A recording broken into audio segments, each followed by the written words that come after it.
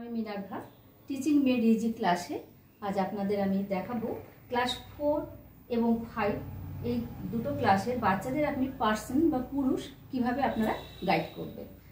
এই দেখুন, আমরা তো জানি যে বাংলায় 3টে পুরুষ আছে, উত্তম পুরুষ, মধ্যম পুরুষ ও প্রথম পুরুষ। উত্তম পুরুষ যেমন সিঙ্গুলারে আমি, প্লুরালে বহুবচনে আমরা। মধ্যম পুরুষ যেমন তুমি আবার তোমরা। প্রথম পুরুষ সে, ইহা আবার তাহারা বা ইহারা, এটা এইভাবে আমরা পড়েছি।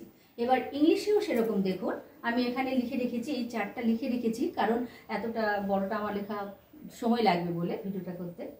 পার্সন দেখুন, ফার্স্ট পার্সন, সেকেন্ড পার্সন এবং থার্ড পার্সন, এই 3টে পার্সন আমি লিখে রেখেছি।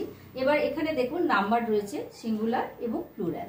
ফার্স্ট পার্সন সিঙ্গুলার দেখুন আই, উই। সিঙ্গুলারে রয়েছে আই, আবার প্লুরালে রয়েছে উই।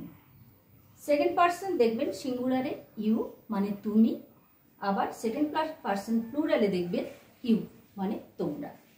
থার্ড পার্সন দেখুন সিঙ্গুলারে রয়েছে হি মানে সে, সি মেয়েদের বেলায়, আবার ইট মানে ইহা, এটা জড় পদার্থকে বোঝায় বা ইতর প্রাণীদের বোঝায়, আর প্লুরালে রয়েছে দে।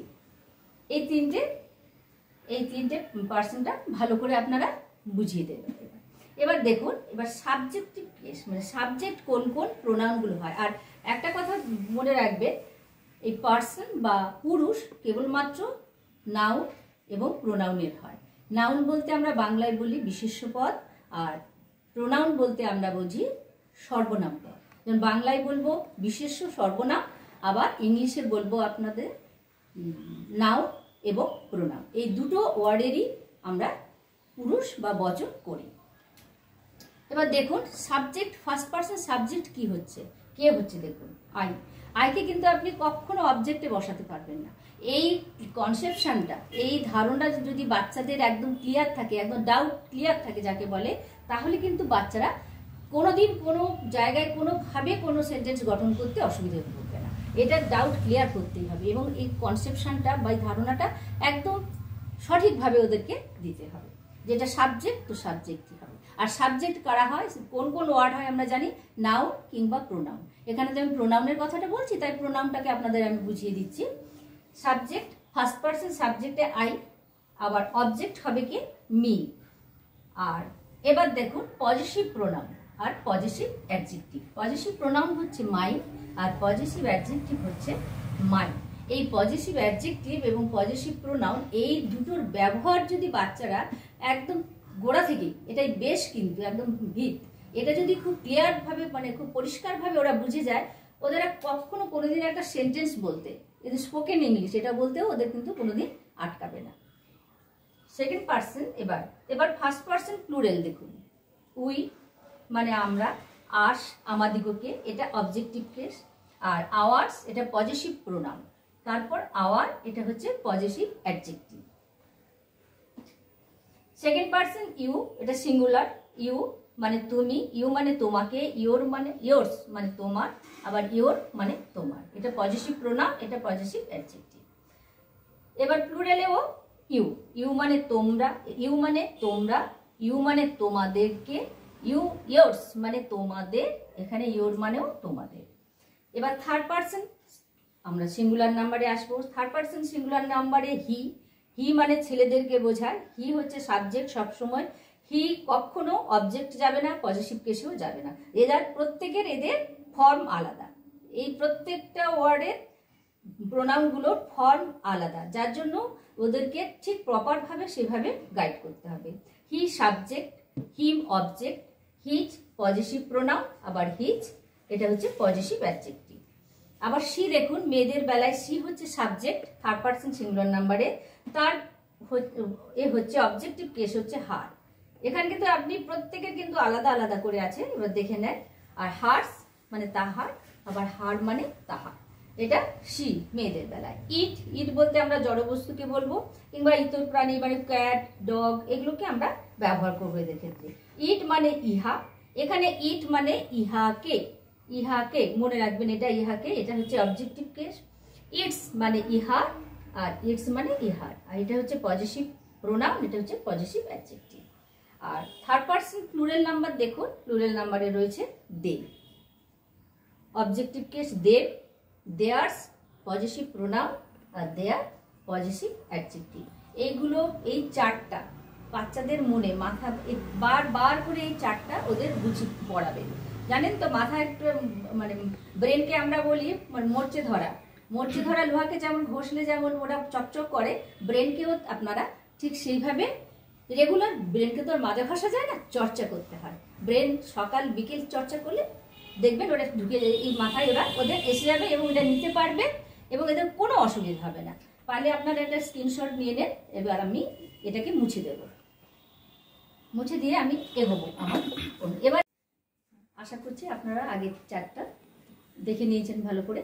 এবার আমি আর যেটুকু আছে বাকি সেগুলো আমি বুঝিয়ে দিচ্ছি। এবার দেখুন, এবার বোঝাবো এই চার্টের মধ্যে পজিটিভ প্রোনাউন এবং পজিটিভ অ্যাডজেক্টিভ বাচ্চারা কিভাবে কোথায় ভুল করে সেটা কিভাবে আপনারা ধরিয়ে দেবেন। এ দেখুন, পজিটিভ অ্যাডজেক্টিভ আমরা জানি সবসময় কি করে, নাউনের আগে বসে। বেশিরভাগ অ্যাডজেক্টিভ নাউনের আগে বসে। তবে কিছু কিছু সেন্টেন্স আছে যেমন he is good, she is beautiful, এখানে তো নাউন নেই, এটা অ্যাডজেক্টিভটা যেহেতু লিঙ্কিং ভার্বের সঙ্গে একসাথে বসে গেছে। এটা আমি কি করব, এবার দেখুন, এবার দিস ইজ মাই বুক, এই সেন্টেন্সে দেখুন বই, এই নাউনটার আগে এটা কি দাঁড়ালো, মাই হচ্ছে কি অ্যাডজেক্টিভ, আমরা এটাকে বলবো adjective.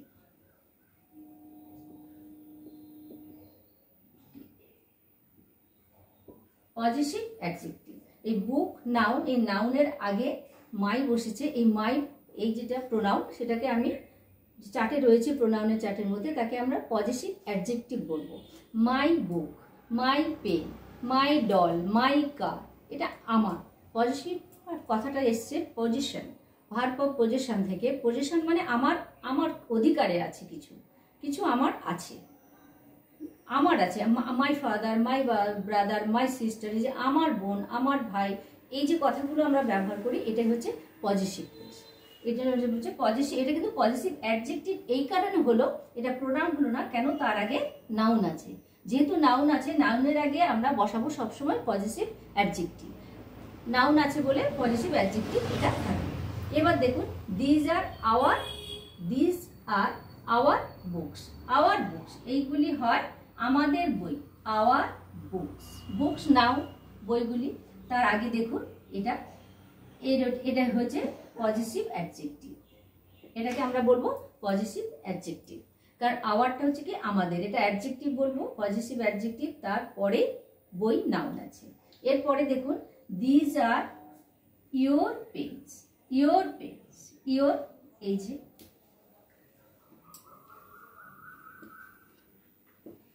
yours, these are your pens, এগুলোকে কি বলবো, পজিটিভ অ্যাডজেক্টিভ, কারণ নাউনের আগে পজিটিভ অ্যাডজেক্টিভটা বসেছে। এরপর দেখুন, দিস ইজ হিজ কার, হিজটা কার পজিটিভ কেস, হি হচ্ছে সাবজেক্ট, হিম হচ্ছে অবজেক্ট, হিজ হচ্ছে পজিটিভ প্রোনাউন এবং হিজ হচ্ছে পজিটিভ অ্যাডজেক্টিভ। এই দুটোই কিন্তু একই বানায়, এভাবে একই উচ্চারণ হতে থাকে। আর ইয়োরটা ইউ থেকে এসছে, ইয়োর পেন্স, এগুলি হয় তোমার পেন, ওইগুলি হয় তোমার pen, those are your pens, ওইগুলি হয় তোমার pen. This is his car, ইহা হয় বা এই হয় তাহার গাড়ি। এই his car, his positive adjective,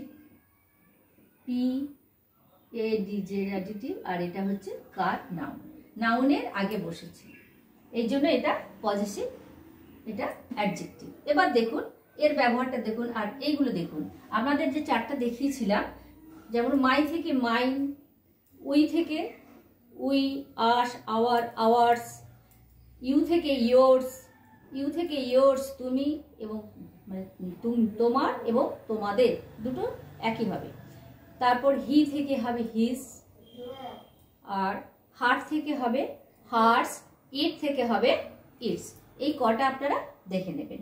এই যে দেখুন, দিস পেন ইজ মাইন, এই যে ইজ ভার্বের পরে আসবে পজেসিভ প্রোনাউন, ভার্বের পরে আসবে পজেসিভ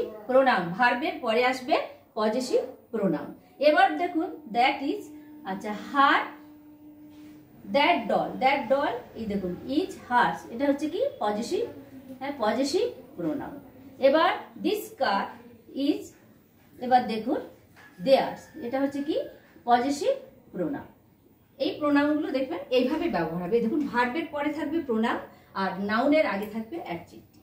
এইভাবে আপনারা সমস্ত চারটা দেখিয়ে বাচ্চাদের পড়াবেন। আশা করি আপনারা বুঝতে পেরেছেন আমার এই চার্টটা, আর চার্ট অনুযায়ী আমি যেভাবে শিখিয়েছি, মানে যেভাবে দেখালাম সেইভাবে আপনারা কিন্তু আস্তে আস্তে করে বাচ্চাদের পড়াবেন রেগুলার বেসিসে, আর ক্লিয়ার হয়ে যাবে ওদের কনসেপশন, আর কোনো অসুবিধা হবে না। আর চ্যানেলটা যদি ভালো লাগে নিশ্চয়ই লাইক করবেন, আর কিছু যদি বাচ্চারা শেখে আমারও খুব ভালো লাগে। আসছি।